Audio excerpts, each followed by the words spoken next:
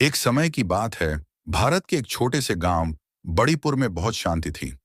यह गांव अपनी सादगी और खुशहाल जीवन के लिए प्रसिद्ध था। यहाँ के लोग मेहनती और मिलनसार थे। लेकिन एक दिन गांव में एक अजीब घटना घटी जिसने सबको चौंका दिया। गांव के बाहर एक पुराना सुनसान किला था। लोग कहते थे कि वहां एक भूत का वास है जो एक बार एक अत्याचारी राजा के हाथों मारा गया था।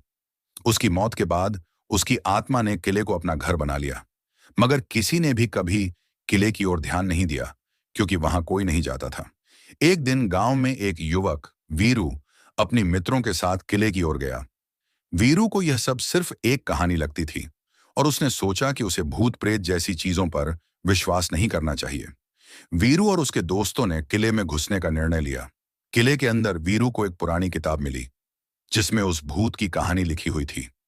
उस भूत की आत्मा को शांति नहीं मिल पाई, क्योंकि उसे न्याय नहीं मिला।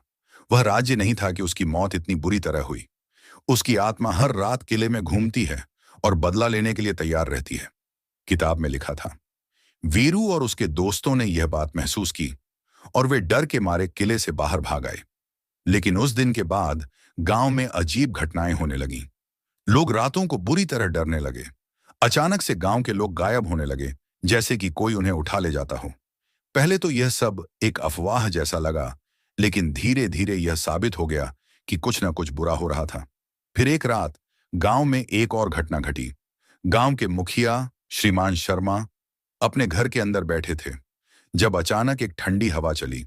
दरवाजे पर किसी की आवाज आई, "कहाँ हो? तुम्हें पता नहीं कि तुम्हारी गलती क्या थी?"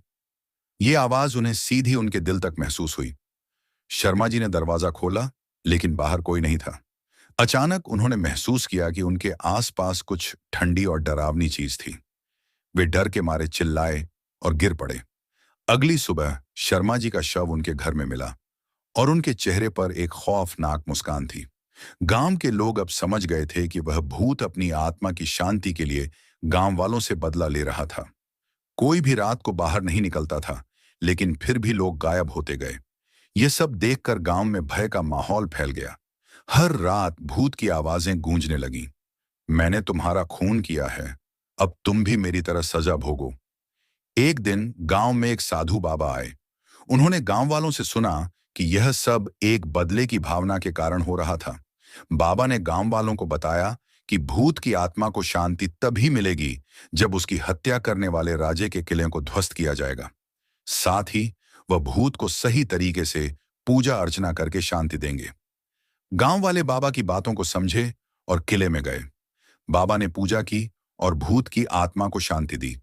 जैसे ही पूजा खत्म हुई, अचानक किले में एक भारी आंधी आई और फिर सब कुछ शांत हो गया। गांव में शांति लौट आई, लेकिन उस दिन के बाद कोई भी उस किले के पास नहीं गया। गांव में लोग कहते थे कि कभी कभी रात के समय किले से एक हल्की सी ठंडी हवा चलती थी, लेकिन अब वहां भूत की आत्मा नहीं थी। गांव वालों को यह एहसास हो गया कि कभी भी अपनी गलतियों का परिणाम भुगतना पड़ता है और किसी के साथ अन्याय नहीं करना चाहिए।